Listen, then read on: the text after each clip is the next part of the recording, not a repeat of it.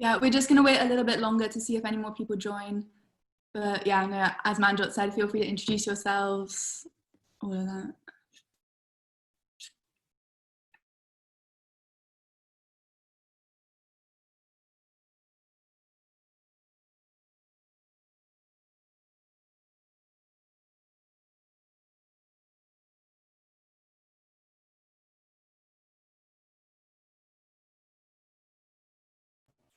Also, it'd be great if everyone turned their video on if you can, because it'll be nice to see each other.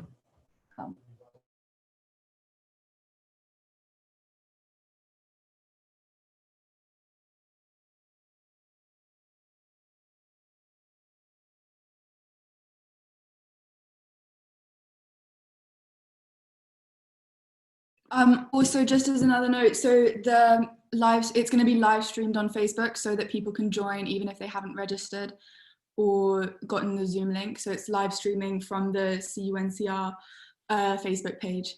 So yeah, if you want to share it with anyone, you're welcome to.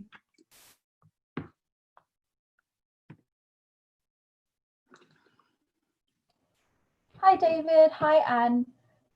So good to have you here.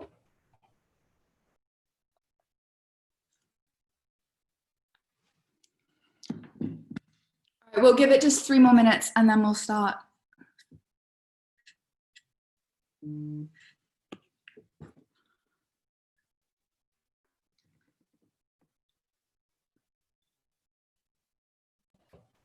Hey, Clara. Thanks for joining.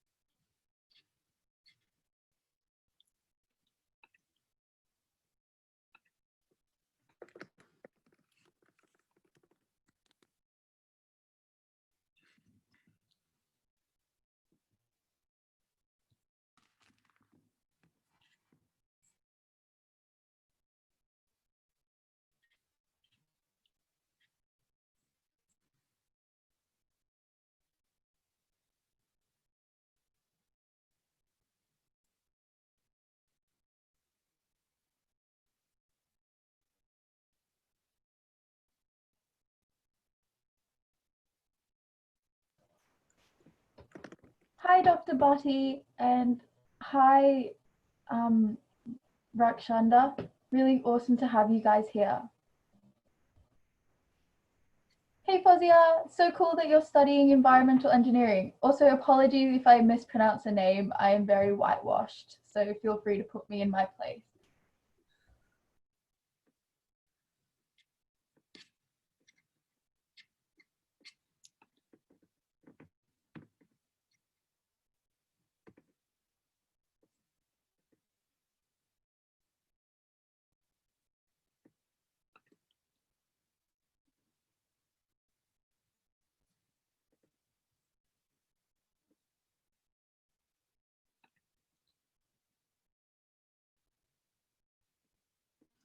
All right, we'll just give it 1 more minute and then we'll start.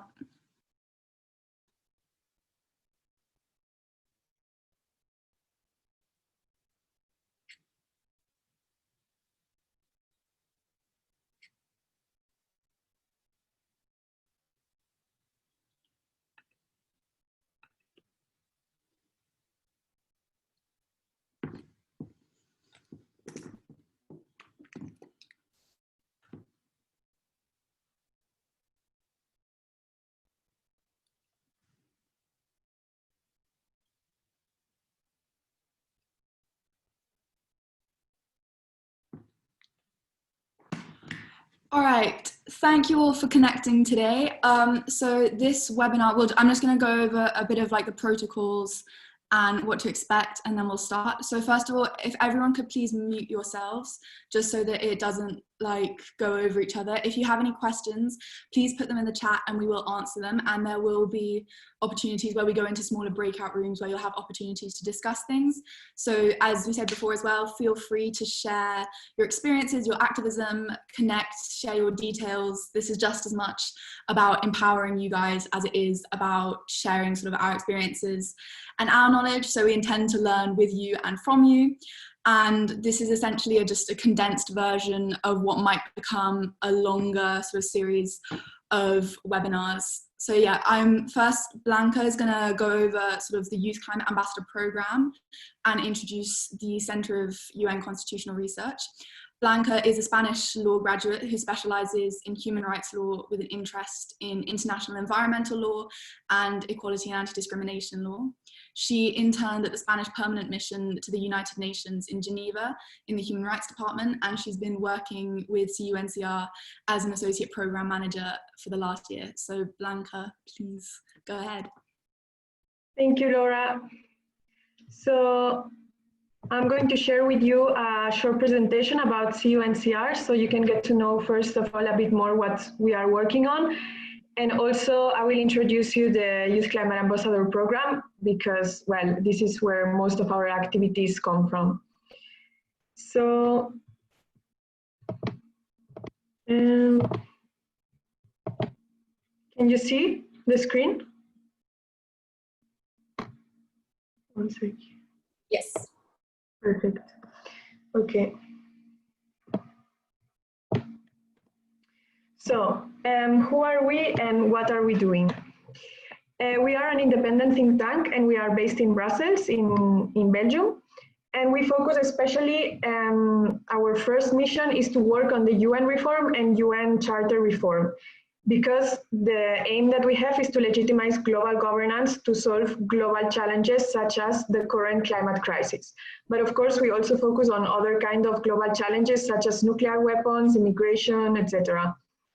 So we advocate for different things.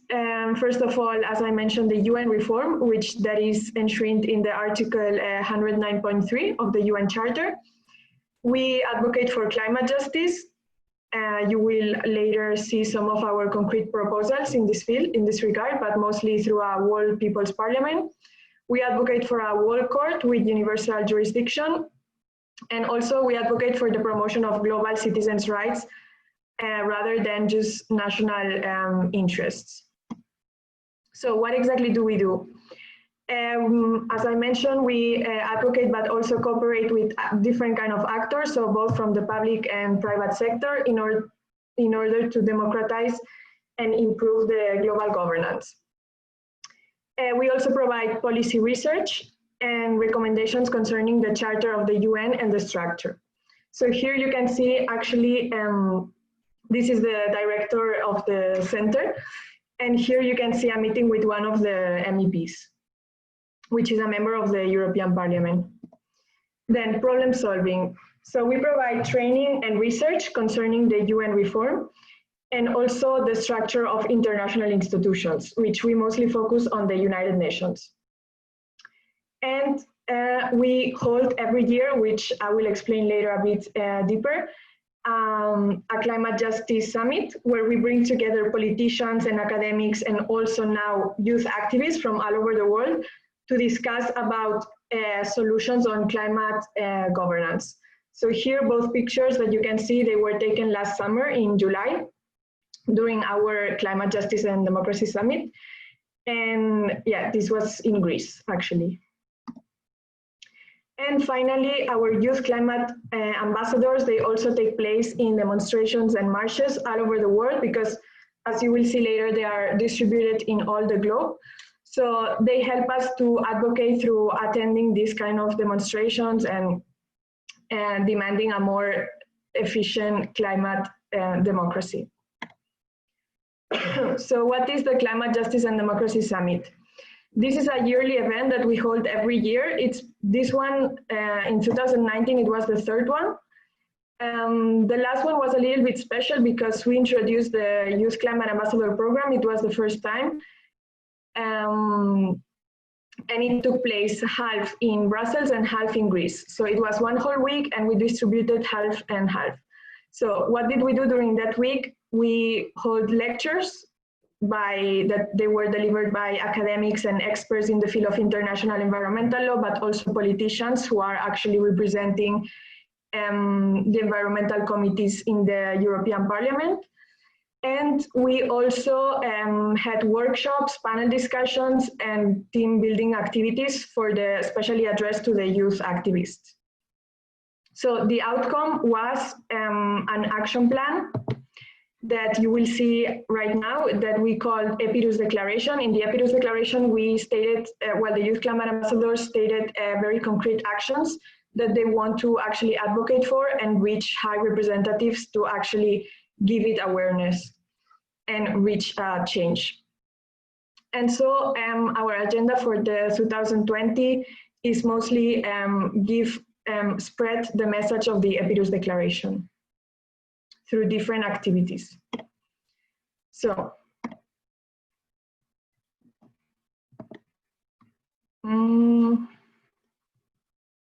I don't know why I cannot pass this slide, 1 second. Okay.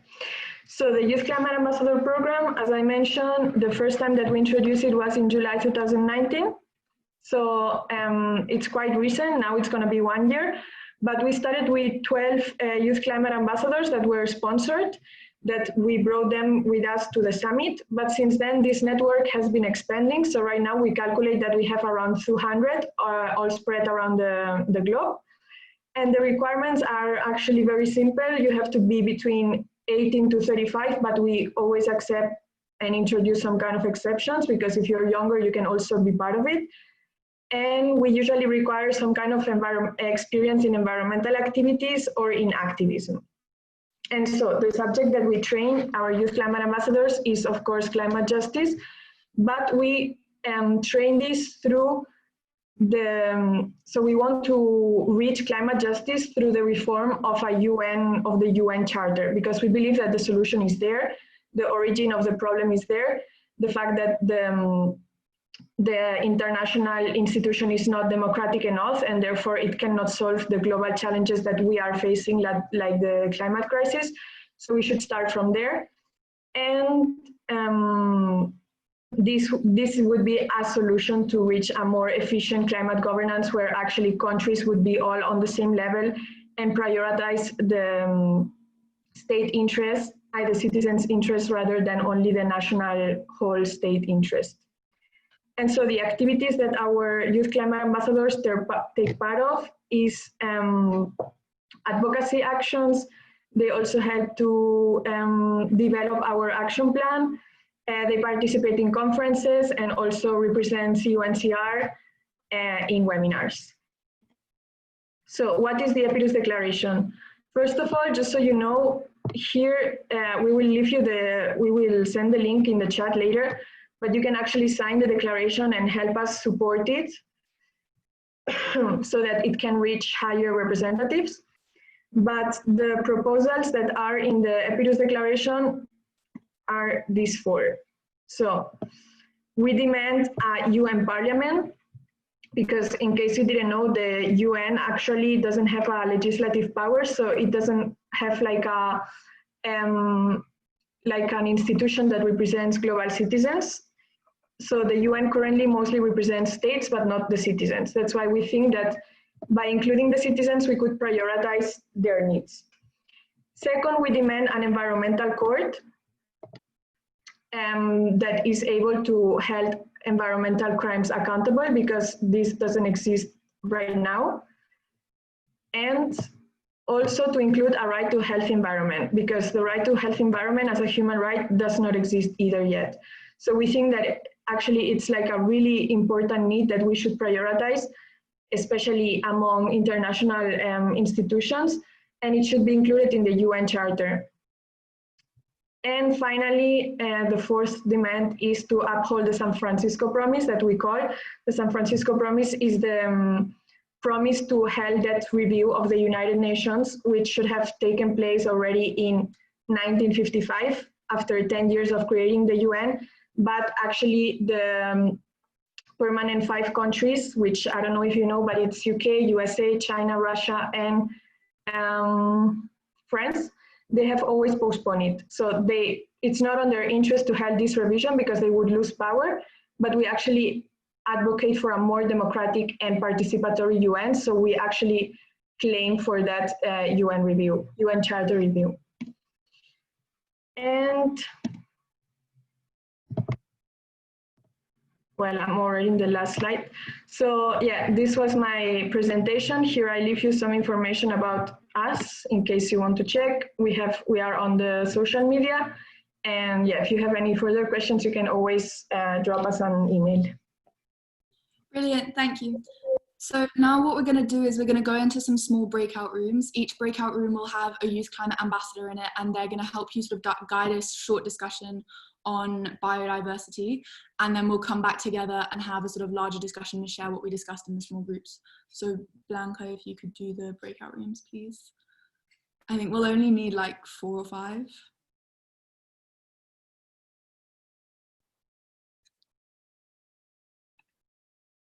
Sorry, it's just going to take a second.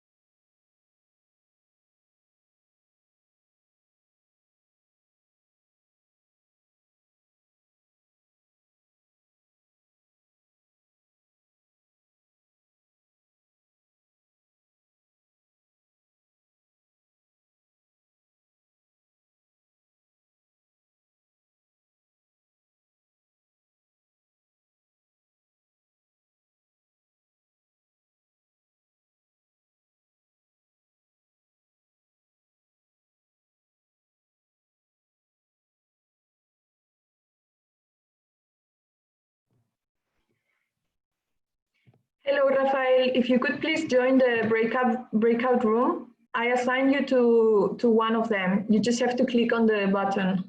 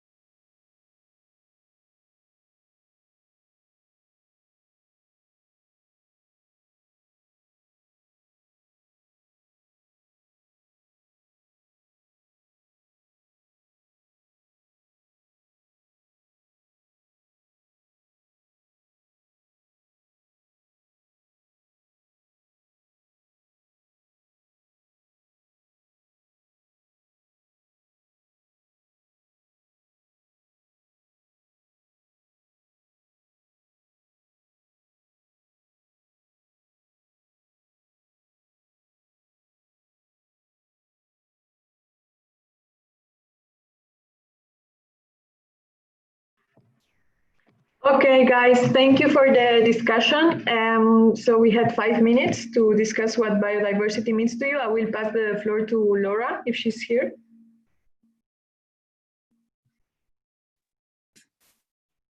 Okay. Well, I hope that was all a great discussion for you all. So now that we've discussed a bit of this, Fanny is going to sort of lead a slightly longer discussion and go a bit more in depth. We have participants of all sorts of different levels. There's people who have sort of degrees in this and people who are completely new to it. So this should give you a slightly deeper insight. Fanny is an environmental scientist. She's a Greek environmental scientist by education, and together with a strong team of youth and the board of Kunka, she designed and developed the Youth for Forest program. Her work is committed to empower decentralized global governance, nature-based solutions in the global south as sustainable investment alternatives, and a development model that fosters healthy ecosystems. So Fanny, go ahead. Yeah, thank you. I have to say that I was confused with the rooms. I am a Zoom illiterate and a webinar illiterate, so I'm so sorry for because we didn't go further with the discussion. But I would like to give the chance to the people that were in the discussion room before. Later, after the talk, we can discuss about all these questions and question points. I'm so sorry. So yeah, I will share with you my screen. Just a second.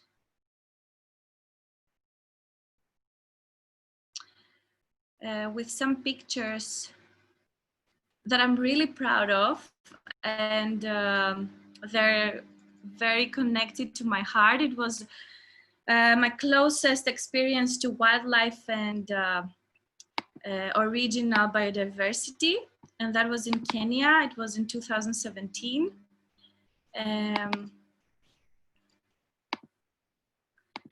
There are not so many pictures right now, but I will share some.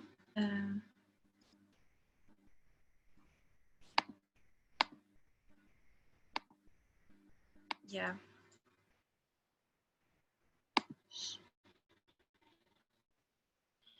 Can everyone see?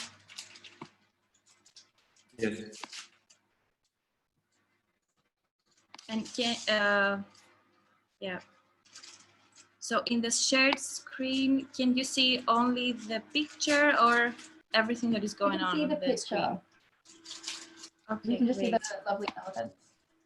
Okay, amazing. Unfortunately, because I have had to mobilize to a new computer, there were more pictures, and actually there is a great picture with the footprint of a man next to the footprint of a lion, and this was what I wanted to be the background of this presentation, but I think that's all right as well. Please kindly give me a minute. So, as I said, the two people from my Zoom group will have the chance to discuss together with all of us that questions later. I promise you that. So I will start again over my presentation. Thank you all for being here. I saw on the registration form that there was a big expertise diversity in the audience. So my approach will be to start with the basics and make sure that we're all on the same page here, and then leave you off to the good hands of my group mates, where you can elaborate more on socially oriented aspects and action. For some, what I will talk about may seem repetitive, yet for some others, it may put sparse information that you already know, like timescales and human impact. It may put everything like that under perspective. So here we go. And starting with a little bit more Sir David Attenborough style of narrating.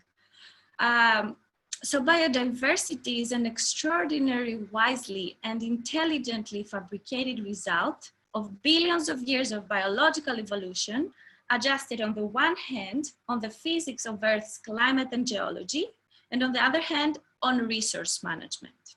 So these two factors, up until one point and for billions of years, were the only two single factors for which species had to only worry about. But for 2.4 billion years in particular, ever since the initiation of life's history and the appearance of the first living single-celled organisms, till the appearance of the first mammals 500 of millions of years ago, and then with the appearance of the first humanoid species almost 3 million years ago, ever since then, ever since the beginning of life, organisms have gone multiple ways in order to live together with each other in a perfect and dynamic balance, and at the same time in a constant struggle to manage climate, geology, energy, water, and food. So all these species, all these ecosystems, and all these cycles were harmoniously balancing and functioning perfectly. And then enters human. Enters capitalism, enters traditional economic development, enters overpopulation. Now, the main anthropogenic threats that give species and ecosystems some extra reasons to worry about, they're straightforward. One, it's overexploitation of biological resources. We see it in overfishing or poaching. Two, it's a loss of habitat, where vast amounts of land are being replaced every second of every day by agricultural fields. Urban and industrial landscapes as well. But the truth is that food production for the wealthy world here on this second point of anthropogenic impacts has the biggest share of the pie here in the loss of habitat. Three, it's climate change that forces ecosystems and species that over millions and millions of years slowly adjusted to a certain weather cycle. Now they're all being forced to respond to climatic conditions and changes that they have never experienced before in their existence of their species. And lastly, four, it's pollution. But another thing is that all these problems wouldn't be intensified and accelerated to this whole different scale and this whole different level of wiping out irreversibly tremendous numbers of ecosystems and populations every second of every single day, if it wasn't for another important underlying factor that concerns human development that was mentioned before. And that is, of course, capitalism. Now, overpopulation in combination with the capitalistic system and in the continuously magnifying market is leading firstly to high demand of products, which by turn leads to the high value of products.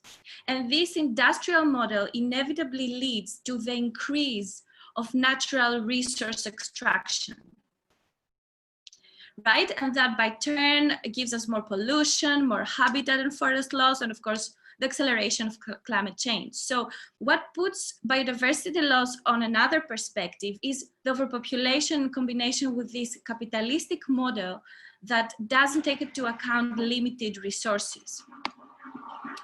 Annie, I'm really sorry to interrupt, but because we have to keep going with the program, but could I ask you really quickly just to elaborate a bit on the sort of the perspective of decolonizing knowledge in the terms of biodiversity and in the context of biodiversity? Sure. Well, I think that it's one of the most important.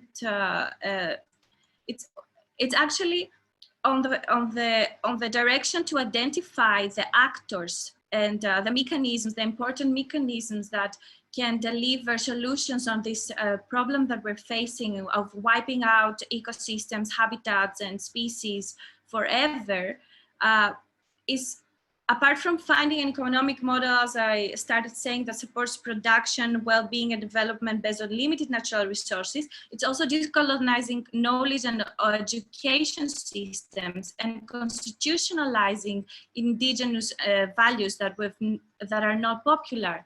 Because not only universities and research institutions hold the cradle of knowledge, particularly in the case of biodiversity, there's valuable and wise indigenous knowledge on how to symbiose harmonically with other species, sprouting from centuries or even sometimes millennia from experience that should be given voice to. They should be scientifically studied and analyzed, and they should be constitutionalized. Because Brilliant.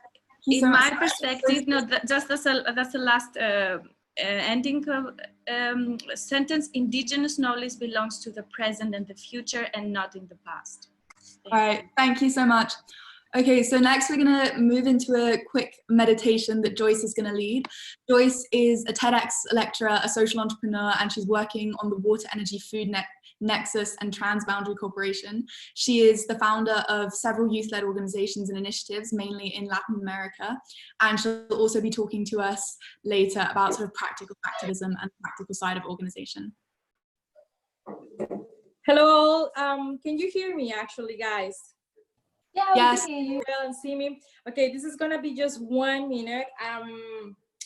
So I'm just gonna share a little bit of part of my family's tradition, and it's just I'm learning how to breathe and connect with Pachamama, which is like with Mother Nature, because today is the World Environmental Day, and we know we have a lot of challenges, and many ideas are being shared and connected here. So I'm just gonna ask for a minute of your time. It's very simple. You can have your eyes closed, your eyes open, as however you wish. We're gonna just try to sit in a nice position. I'm gonna ask you first to breathe in and hold it for 10 seconds. So let's go. It sounds fun, it is, but okay, it's an activity to reconnect with our roots. So let's go. Breathe in. 1, 2, 3, 4, 5, 6, 7, 8, 9, 10. Breathe out. One more time, 10 seconds. Breathe in, and you please count the 10 seconds. Every time that you feel some anxiety and stress and you want to reconnect with the present moment, try to feel your heartbeat. It will reconnect you with the present moment. Let's do one last breathing more, but this time we're gonna do it 15 seconds, okay? So breathe in and count 15 seconds. I want you to recognize yourself as sons and daughters of Pachamama or Mother Earth, to feel the water that is in your body. We are 70% water. The calcium on your teeth and on your body comes from the earth, as well as the old elements. So right now that we are in moments of pandemic and we are far away from each other, whenever you want to reconnect to nature, reconnect to yourself, because we are part of nature. So aguye, that means thank you very much, guys. I wish you a great day, and let's keep going on the activities. So every time you feel overload of information, just stop, breathe in, and this will help you to continue a nice journey, because we as activists, we need this. You know, we need our inner peace and as well our good energy to work with groups and with this work. Thank you. That's it. Brilliant. Thank you, Joyce, so much. And especially sort of when there's so much going on, it is so important to ground yourself sometimes. So thank you for sharing that with us. So now we're going to move into some of the solutions workshops and looking at ways of mitigating and responding to climate change and climate injustices. So Fanny and Jean-Félix are going to sort of present some ideas to us. Fanny, I've already presented. Jean-Félix is a Cameroonian environmentalist and the founding president of the environmental association Amis de la Planète de Cameroun. He's the winner of the Peace and Cooperation 2010 School Prize and a subsequent prize in Spain on the fight against climate change. So please educate us and enlighten us.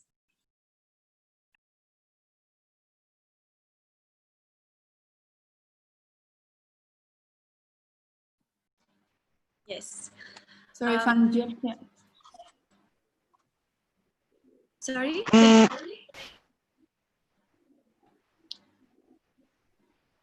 Connected. Yeah, go ahead. Can I start? Yeah. So in an effort to tackle climate change and promote a model of decentralized and more equitable climate governance, CUNCR started building a global network of youth-led tree planting projects with an upper goal to build a youth for forest community. The project is trying to target forests with high biological productivity, but not only, that could, but in the case of this forest, the idea is to store high amounts of carbon in their biomass and soil, and also to target communities with the capacity to improve their livelihoods through forests. So we want to create a community of forest people. We managed to have 2 ongoing programs, and there were a lot of hatching ones that we're developing. We will proudly present you the work of our partners in Cameroon, but I would also like to honor the efforts and the amazing work of the people in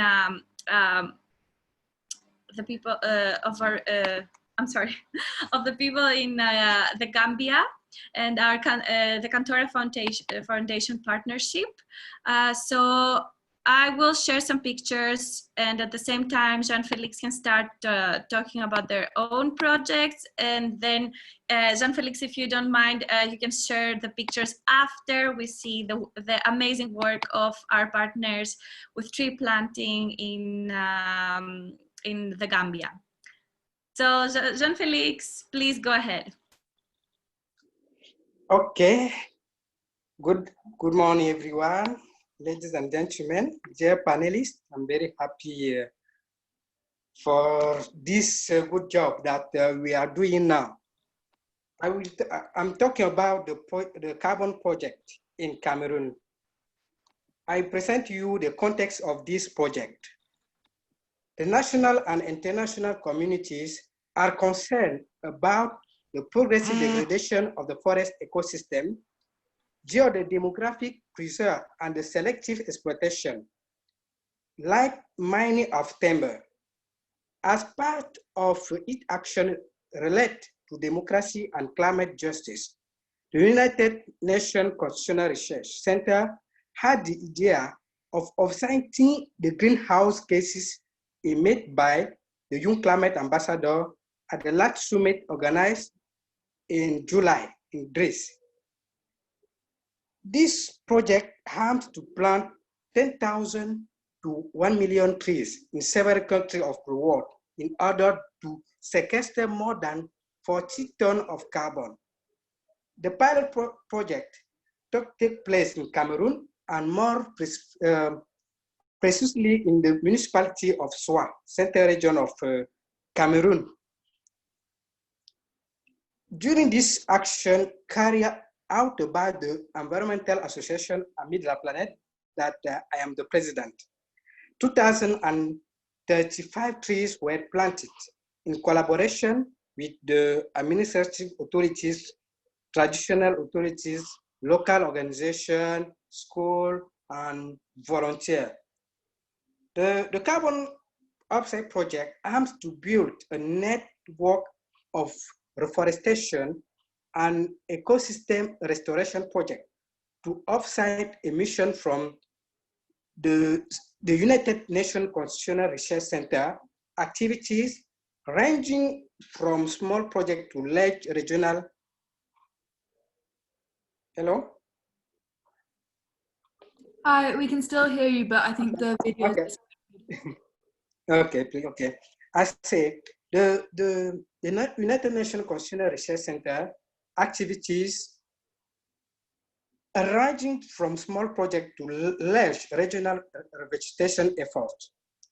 In the next few days, we will take phase 2 of 10,000 trees in 10 villages in the central region of Cameroon.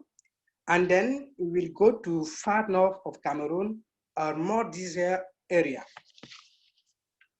I can tell that the pilot phase in the carbon offset in Cameroon has been a success, and since for December 2019, these trees are already producing a positive result on the reduction of greenhouse gas emission. I'm very happy and awaiting the question because it's very, very important action that we are doing now.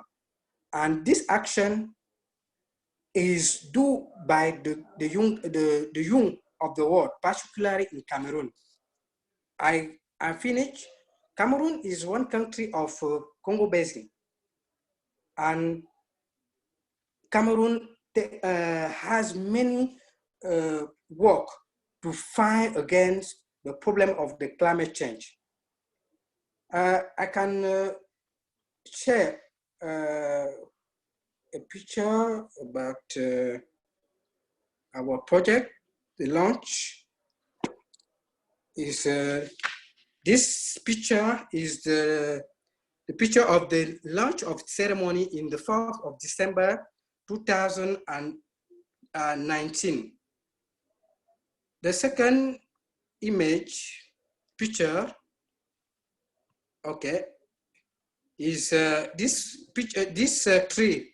His name is Dr. Charret. Dr. Charret is the director of CNCR. The third picture is Dr. Charret in the same trees after 2 months. And I have another picture, please. Okay, this trees is Daniel Schubescher, member of QCR. Each tree has a name. We have the name of the member of CNCR. We have the name of the member of all the Young Climate Ambassador. And I think that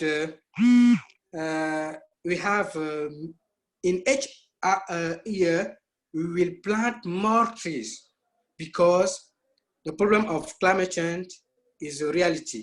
And we have the obligation, all activists, all youth of the world had this obligation to find solution about the climate change. Thank you for giving me the floor. I'm very happy. If you have anything to tell me, I'm waiting. Thank you. Thank you so much for sharing that. Could I ask you a question a bit, if you could expand a bit on the sort of the types of barriers that you faced in realizing this project and in developing the carbon offsetting project in Cameroon? Yes, among the difficulty we have, for example, insufficient material compared to the number of trees to plant.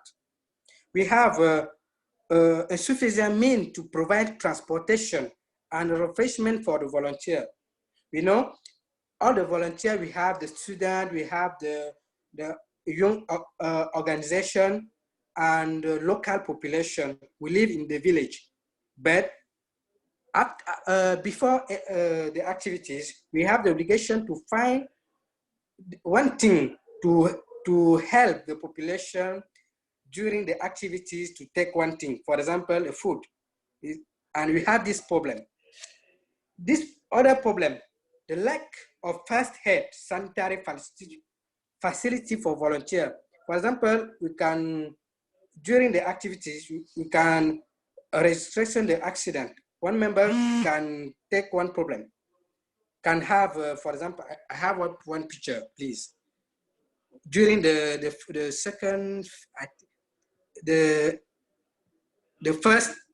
pilot project, I will receive one problem with one members. Okay. This member, we have this problem because the sanitary is very important during the project. We have other problem, we have the mentality of the local actors. We claim a financial motivation near the APC to accompany the beautiful initiative.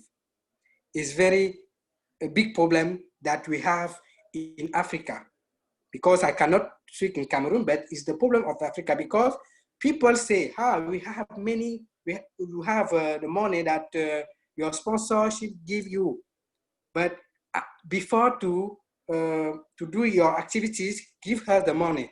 It's very difficult that I'm the young leader, youth leader, I have this problem during the activities, but my action, my ambition, and my responsibilities is to explain to this person that the importance is the project.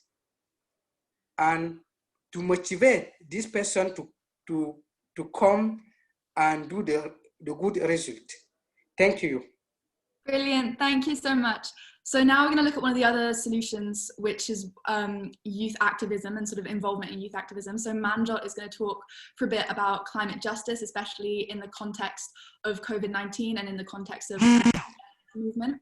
Manjot is an 18-year-old Indian Australian, and the organizer of School Strike Australia and a climate justice activist who's organized rallies for over 50,000 people and led workshops for youth.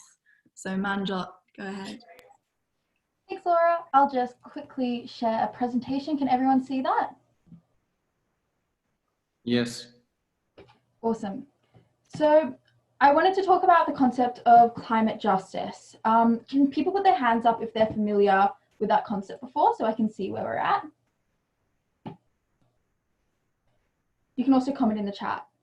Okay, so it looks like people have heard of this concept. It's the idea that, well, basically what I've got on the screen, that those who are contributing the least to climate change, the ones who have historically done the least, the ones who haven't been benefiting off capitalism, those are the ones that are already bearing the burden of climate change.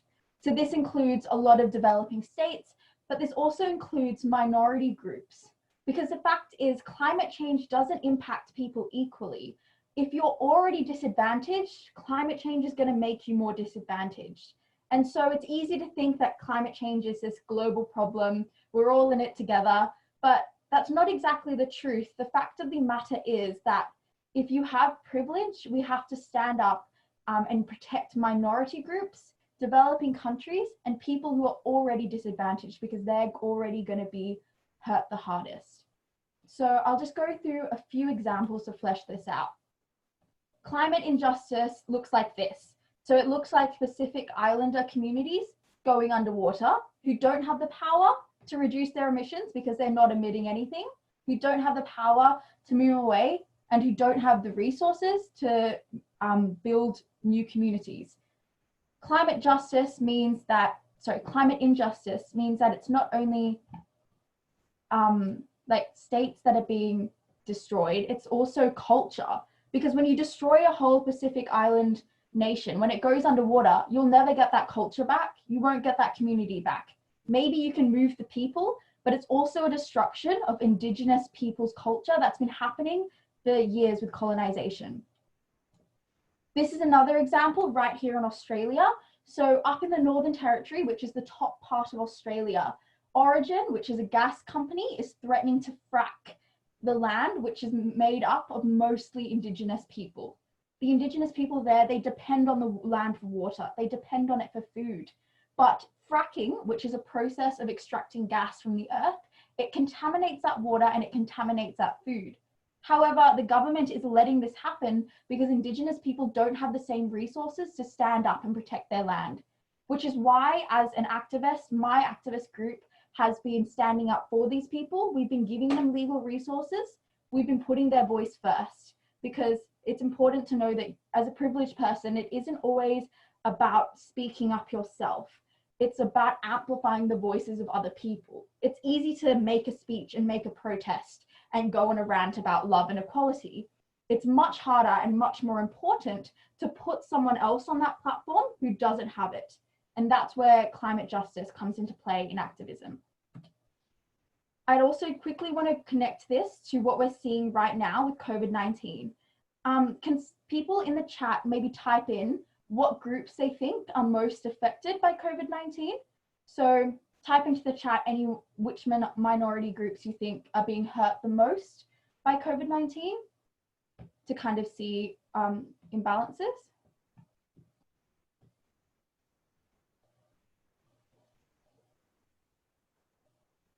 Yep, refugees, right? Because they don't have a state to protect them. They already don't have a home. They don't have the luxury of medical supplies.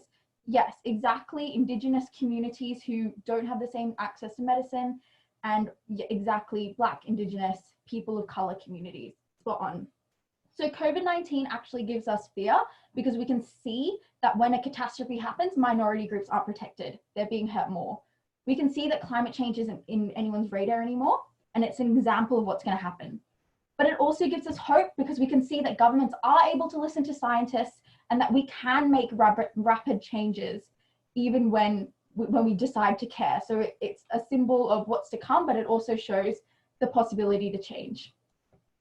And lastly, I want to connect it to something we all are aware of, the Black Lives Matter movement that's going on right now, because climate change and race are also intersected. And when we're doing, especially for me, I work in Australia, I live on Wiradjuri land, and that was never, that was taken wrongly from Indigenous people. So I always do all my protests by having an Indigenous person welcome us to country, by having them speak first on how it's impacting them, and also aligning all my campaigns to protect their interests. And just really quickly, 2 examples that you can Google more are the Origin campaign, which I discussed, and also Adani, which you all would have heard of. So Adani is actually kicking Indigenous people off their land in Australia to build their mine. And they're also kicking Indigenous people in India off their land in order to mine, in order to power the coal. So climate change isn't universal. It doesn't hit equally. It hits everyone in different ways, and we have to stand up for marginalized voices. Thanks. Amanda, thank you. Could I just ask you really quickly, sort of like less than a minute, if you could expand on the concept of climate democracy? That's something that's really central to CUNCR, and the idea of expanding global governance so that it can tackle climate change. I think the idea of climate democracy is moving beyond the state and looking at citizens. We need to represent the voice of minorities, which is what democracy is meant to be about. When you have something like the UN, there's clear power imbalances. It's all about the states, and you don't have the idea of a global citizen. And I think that's why a democracy that puts itself for every citizen beyond the state is what is needed to fix climate change. Brilliant, thank you so much. So for the last one, to kind of help you guys empower yourselves and lead change within your own communities, Anna and Joyce are gonna do their final presentation on sort of effectiveness, organization, goal setting, things like that. I've presented Joyce. Anna is the CUNCR chairman of the Continental and Regional Committee. In this role, she's engaged with the process of democratization of climate governance in Germany and Russia. She's also an active member of the global zero waste movement, implementing sustainability principles in her everyday life and advocating for it among a global audience. So Anna, if you're ready, the stage is yours. Hi everyone, can you hear me good?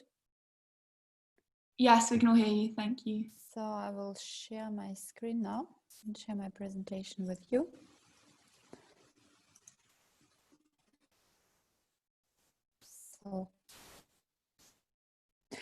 So I'm going to quickly walk you through the process of organizing yourself in an organization, a non-governmental or non-commercial organization, just showing you a couple of very important things to think about.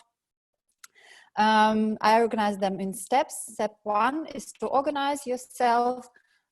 You may decide, depending on what you need and what you want to do and your goal and the size of the project and how long you're going to be active. You need to decide, you're going to register your organization, then choose the legal form, save jurisdiction where you're going to act to make sure that you're not being suppressed by the governments or any other people in power. You have to think of not choosing something that is too complicated, because otherwise you might drown in all the reporting and paperwork you need to do. You have to think of type of finance or other resources that you need, and of course decide on kind of organization, how you're going to organize yourselves, because there are different types. There are hierarchical types, there are very flat ones, there are metric structures. So you just need to kind of in general evaluate what are your needs and what you need to do, and then respectively choose the form that you need. But most importantly, it should be fit for purpose. So you shouldn't, you shouldn't drown in paperwork and in hierarchy of what you're doing. But the very important step of everything what you do, independent of if you're speaking about the organization as a whole or just one project that you're doing, you need to set up the so-called SMART goals. SMART is the abbreviation for specific, measurable, achievable, realistic, and timely, which means that you need to know exactly what you want to achieve, how you're going to measure when you are when you have achieved this goal. It should be in your power to achieve it. It should be realistic and sustainable and up to date, and you should have a very certain timeline and to understand by when you want to achieve this goal. So the next step is running your organization. So you analyze the resources that you want, that you have, you analyze the resources that you need, people, money, time, how much you need it, and you define a very certain step-by-step plan with milestones, also smart milestones, as described before, and so that you know what are you going to have done by when. Think of alternative scenarios, and of course, very important thing is distribute responsibilities. So that the next thing that I'm going to show, it comes from the classic project management. You may use it or you may not use it, but that is very helpful to my mind. For example, here you are distributing people and their tasks in a small matrix where you're saying who is responsible of doing the task, completing the task, accountable, the one who checks, signs off when the task is finished, and others who are consulting and taking part in the project because their field also depends on it, and someone who is informed that you, for example, coming to the next step. So there is also a short timeline, an example of, for example, launch a website, which most of the organizations need. Here you are writing very precisely which milestone you want to achieve, by when, and who is responsible for doing it, responsible, accountable, who has to be informed, and then you're tracking when you're getting there. So these are some things from the classic project management, and of course, as soon as you achieved some goal, you finished your project or did something, you always should evaluate it and see, did you achieve your goal, how much in percentage, or how successful you were you in time and budget. You can use the street light system, green, yellow, red, for assessing that. And a very good thing to do is to always have a look at the lessons learned. So what went well, what didn't go so well, how you can improve, and of course having very open discussion, nice and open discussion and respectful discussion to see what you can do better next time. So these are a couple of things just about organizing yourself. So thank you, good luck in whatever you do, and I'm giving the floor to Joyce. Thank you. Yeah, so Joyce will lead the last session before we open it up to a group discussion. If anyone has any questions, again, put them in the chat. And yeah, so Joyce is going to be talking about tips from youth empowerment from her own experience. All right, guys, can you see my screen now? And hear me well? Hello, hello? Yes, we can see it. Right. So, okay, I'm going to take exactly those 5 minutes. Alrighty, guys, I'm going to talk a little bit about in the practical part of how to empower youth. So besides what Anna said, I will complement that it's important for you to understand if you want to start an organization or either just to join other organizations, to understand your territory. What are you stepping on? Which are the needs of your country, your national, regional needs? So this is a picture of my region, which is the border of Paraguay, Brazil, and Argentina. And I went to a museum and a place to understand visually which cities I want to include, which kind of youth. Then whenever you have some ideas, I'm just introducing you some perspectives I did with one of my binational groups in the border of Paraguay and Brazil. So I just invite the youth so we can sit and talk together and decide what we were going to do.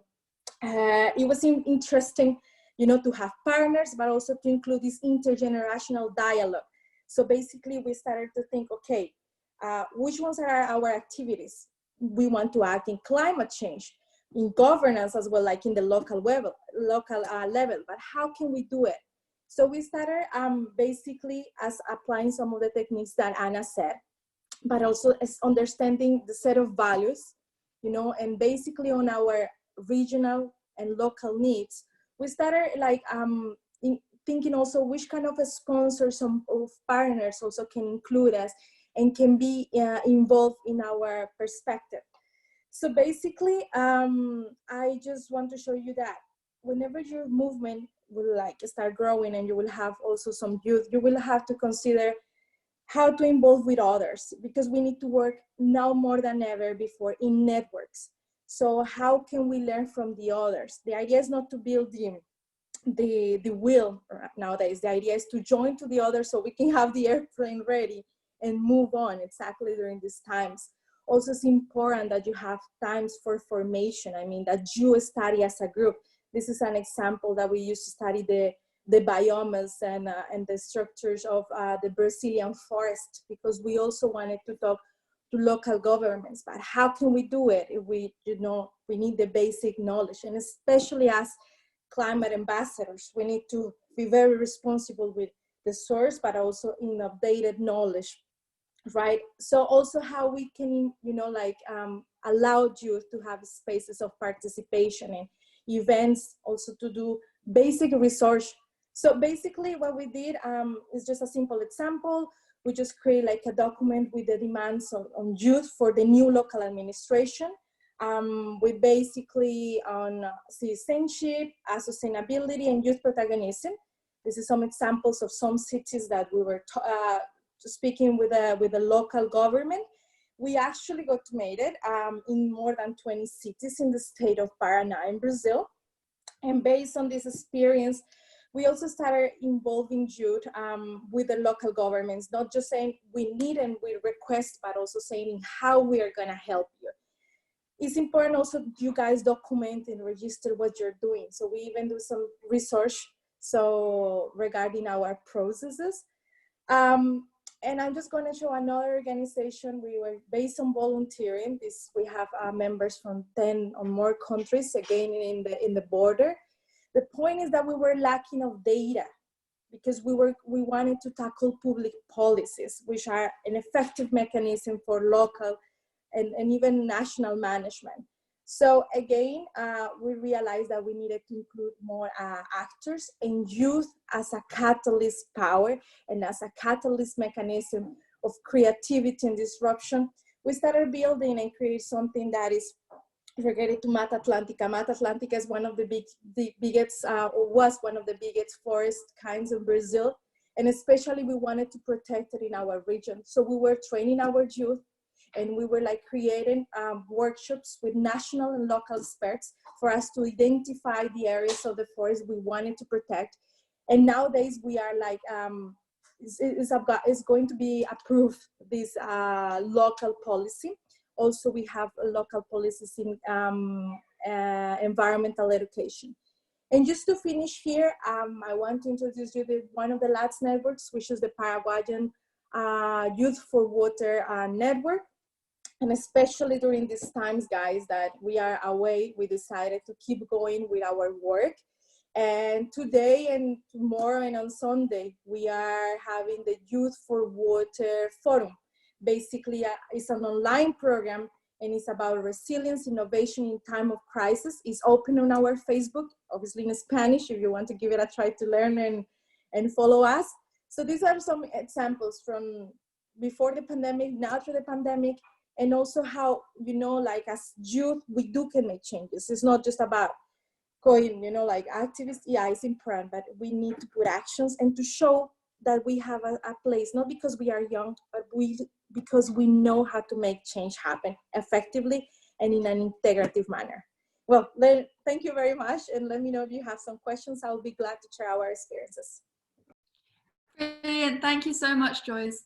So that's all of the workshops and the presentations that we have, but because we're very keen to help you guys and empower you, if you have any questions for us or any sort of points of debate, anything you'd like to ask, we'll all be staying here if you want to have an open discussion. And just some sort of prompts if you're interested in staying, sort of what type of solutions and approaches that were presented today do you think would be most effective, or do you think you could implement in your own community? And how do you think you could start working on these solutions in your different communities? So if anybody has anything they'd like to add, and we can also go through the questions that were put in the chat and respond to those. So please, if anybody would like to say anything, just go ahead and unmute yourself and ask away.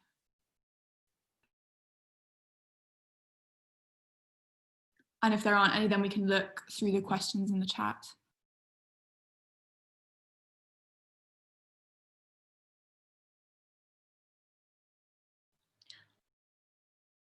Laura, while you are looking for the questions, maybe that will facilitate also people and empower them feel more comfortable to talk and joining the conversation. I would like to say one point.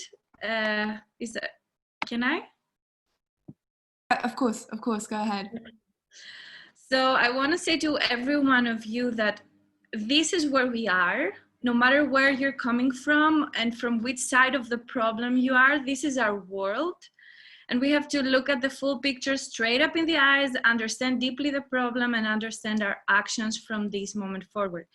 It may have taken only a couple of past generations coming from the wealthy world to cause this problem, but it may have to take just a couple of future generations throughout the entire world to fully resolve it.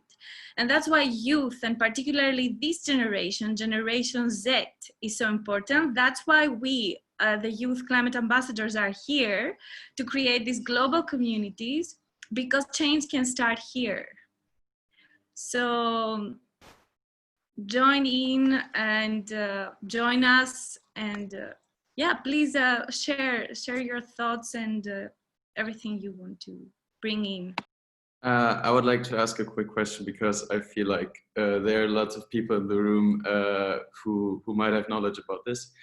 So I think one point that we haven't covered so far is how we can promote change in countries such as Germany, the UK, the US, because we were talking a lot about countries where, for example, we're talking about Paraguay, Brazil, Cameroon, etc. But maybe some of you have a suggestion about how we can implement this change actively in countries such as Germany, etc. May I say something about it? Go ahead. So that's throughout the entire world. The solution lies in finding an economic model that supports production, well-being, and development based on limited natural resources, because the financial model right now doesn't take into account the limited nature of resources. It doesn't count them at all. It only counts demand, and based on that, the value is set. This is very twisted. So we start from that, and also, of course, we in our side of the world, that we have to acknowledge that we are the biggest part of the problem. Of course, find a more positive consumer approach. Thank you. Yeah, and then beyond that, another sort of very relevant point, especially in countries like Germany and the UK, is the use of activism and the use of engaging with your government. People often underestimate the power of writing letters to MPs, signing petitions, but this, as it builds up, genuinely has a huge impact, because at the end of the day, your politicians are there to serve you. So if public opinion shifts from supporting the system that we're currently in to supporting a system that is sustainable and a lot more just, then politicians will hopefully reflect that change. I also just wanted to add that like all changes in history that have happened in society have happened because there's been a group of people who wanted to make that difference. And once you achieve like societal change, and once you change perceptions, government is just going to follow, because that's what we've seen with LGBT rights, and that's what we've seen with climate legislation that's already happened. There's actually a really cool study where an academic went through every single movement that's ever happened, failed movements and successful movements, such as like human rights, overthrowing governments. And she found that once you have 3.5% of the population who is like readily engaged and ready to do something, they always won. And she went through thousands of examples. So you don't even need to get everyone on your side. Once you have a small majority of the population that's ready to do something, change follows really quickly.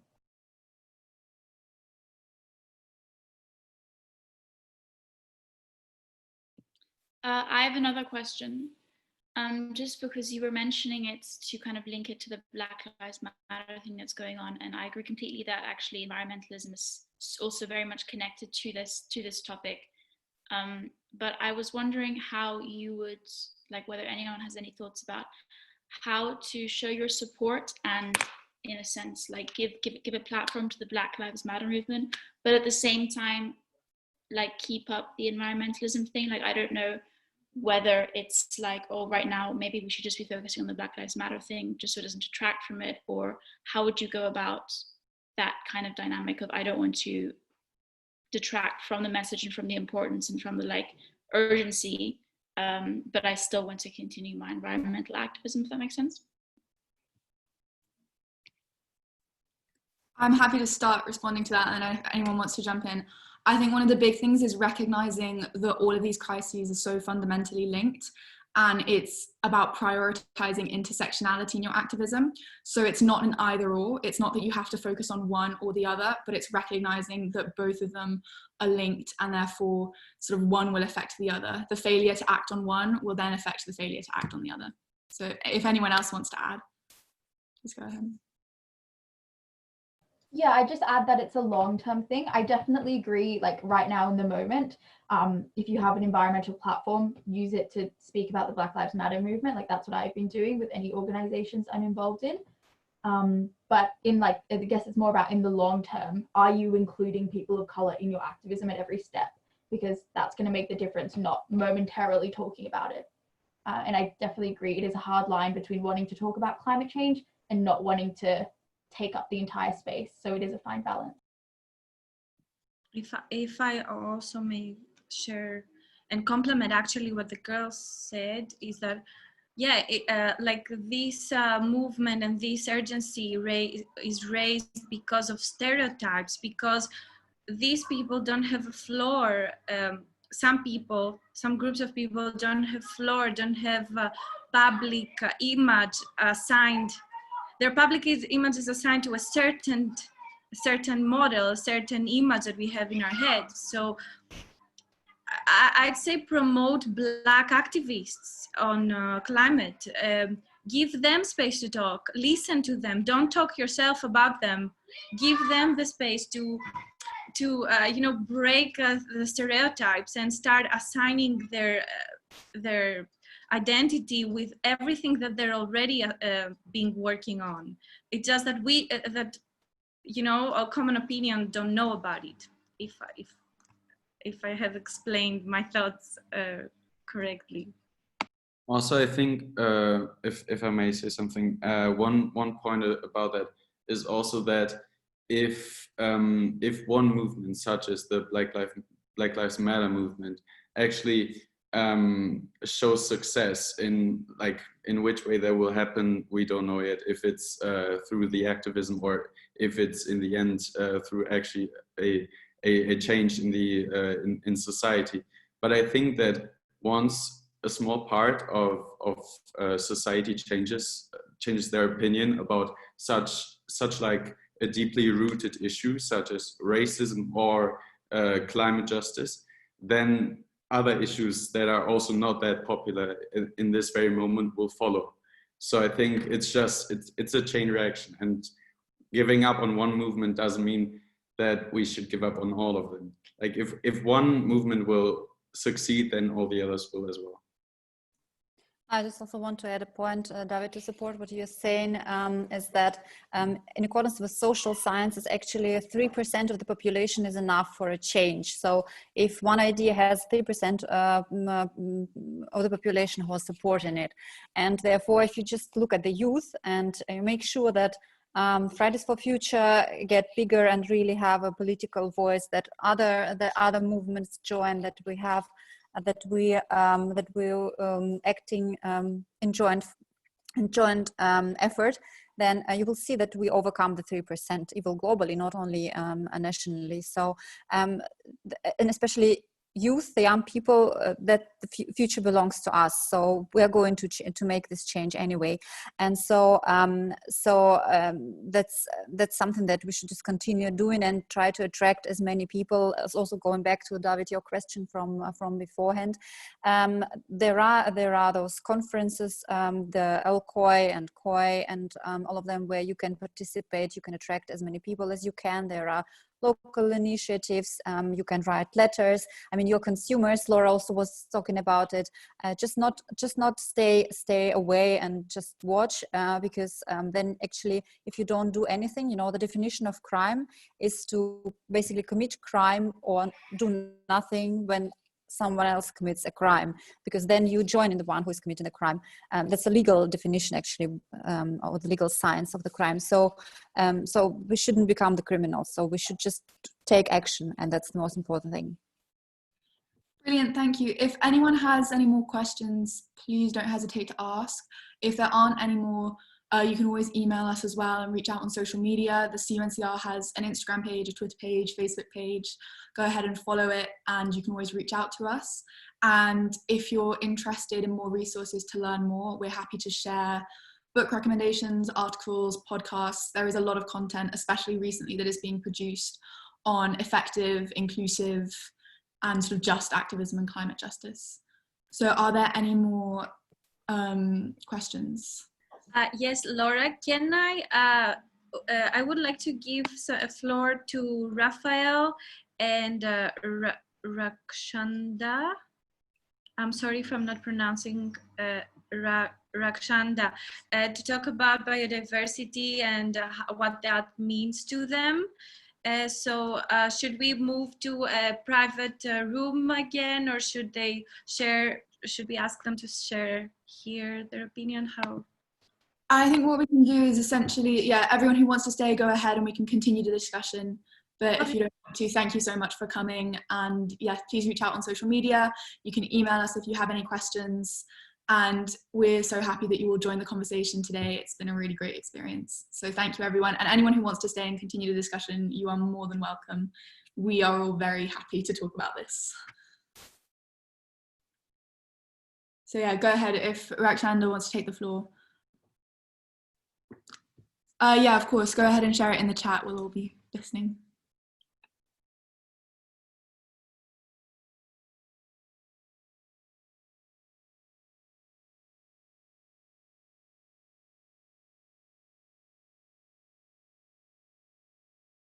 In the meantime, while Rakshanda is writing up her thoughts, does anybody have any other points of sort of information or things they would like to discuss? This, like, the panel are all sort of very varied in their expertise and have lots of knowledge on different things. So if you have any questions, this is a really great opportunity to ask, because I can almost guarantee you that there will be someone who has a very well qualified answer. Laura, I just would like to say, like, in some 30 seconds, some kind of message, because I think that, you know, I'm enjoying, guys. Thank you very much, the questions and this opportunity. I think this cooperation international we are having with you to interchange perspectives from Global South and the North as well is very interesting for us. But also, I want to point out something that we especially work and that is our perspective in diplomacy, is that, well, like, I don't know if you know, but this year is 75 years of the United Nations, and we know that there are aspects like climate change and even a pandemic that they are transboundary, transnational, and then they need international and global governance. So just to say that this is something important right now to convene dialogues to make people know that, as Blanca said at the beginning, it's time to have this UN Charter review, because this is, you know, is touching us to everybody, this situation right now, and it's affecting us. So if you want to learn, yeah, come to us. We are finding new ways on how to, you know, divulgate this information, especially also, and the last point that I want to take that is related to biodiversity is, we know the forest fires around the world, especially in the Amazon and other areas that we need, you know, like this International Court of Environmental Justice active, you know.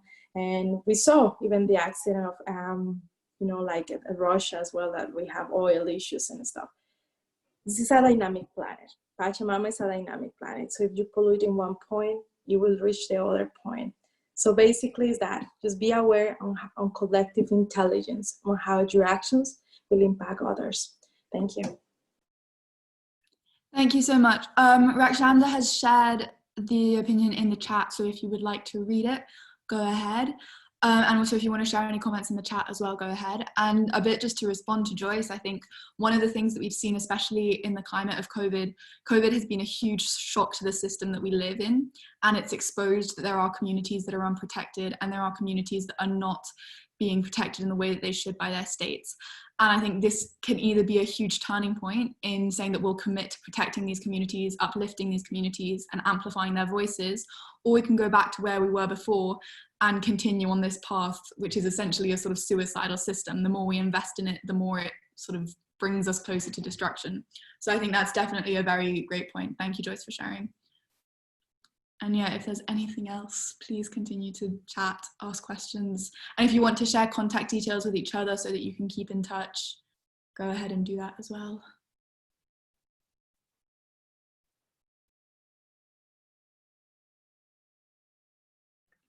No worries. Okay, I think then if that's it, if nobody has any questions, we'll probably leave it there.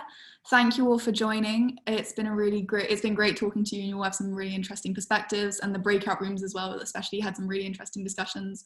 So thank you for contributing. Thank you for joining. We're happy to send out resources, and we'd encourage you all to get in touch and get involved. And we hope to see you making some changes in your own communities. So thank you very much. And yeah, have a great day. Thank you to everyone. Bye. Thanks a lot. Bye. Good luck. Bye bye. Thank you.